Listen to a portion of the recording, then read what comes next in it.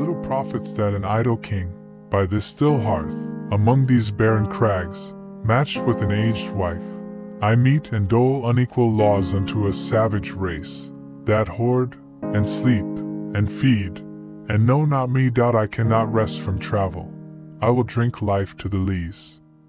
All times I have enjoyed greatly, have suffered greatly, both with those that loved me, and alone, on shore, and when through scudding drifts the rainy Hyades vex the dim sea. I am become a name, for always roaming with a hungry heart. Much have I seen and known, cities of men and manners, climates, councils, governments, myself not least, but honored of them all, and drunk delight of battle with my peers, far on the ringing plains of windy Troy. I am a part of all that I have met, yet all experience is an arch where through gleams that untraveled world whose margin fades forever and forever when I move. How dull it is to pause, to make an end, to rust unburnished, not to shine in use. As though to breathe were life. Life piled on life were all too little, and of one to me little remains. But every hour is saved from that eternal silence, something more, a bringer of new things. And violet were for some 3 suns to store and hoard myself, and this gray spirit yearning and desire to follow knowledge like a sinking star, beyond the utmost bound of human thought. This is my son, mine own Telemachus, to whom I leave the scepter and the isle, well loved of me, discerning to fulfill this labor, by slow prudence to make mild a rugged people, and through soft degrees subdue them to the useful and the good. Most blameless is he, cantered in the sphere of common duties, decent not to failing offices of tenderness, and pay meet adoration to my household gods, when I am gone. He works his work, I mine. There lies the port, the vessel puffs her sail, there gloom the dark, broad seas.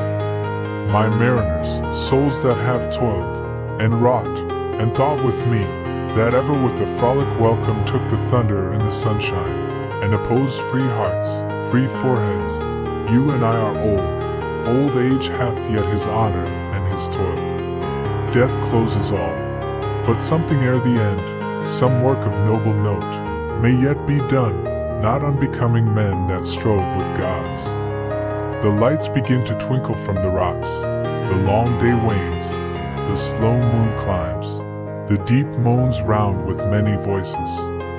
Come, my friends, is not too late to seek a newer world. Push off, and sitting well in order smite the sounding furrows, for my purpose holds to sail beyond the sunset, and the baths of all the western stars, until I perish.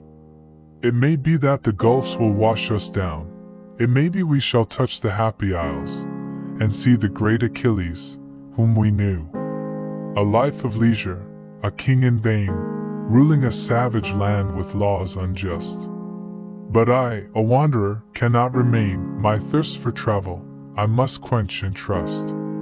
I've seen the world, great joys and sorrows felt, alone or with those who loved me well. Through storms and battles, I have fiercely dealt, and earned a name that history shall tell. All that I've met, a part of me has stayed, yet still, the unexplored world calls my name. To pause and rest, I cannot be afraid, for every moment spent, a chance to claim. To hoard myself, a vile and wasted life, my spirit yearns to follow knowledge's star. With Telemachus, my son, I leave the strife, for him to rule with prudence, near and far. The port is near, the seas are dark and wide, my mariners and I, old and bold at heart. Before the end, we'll work with noble pride, and leave our mark, a legacy of art.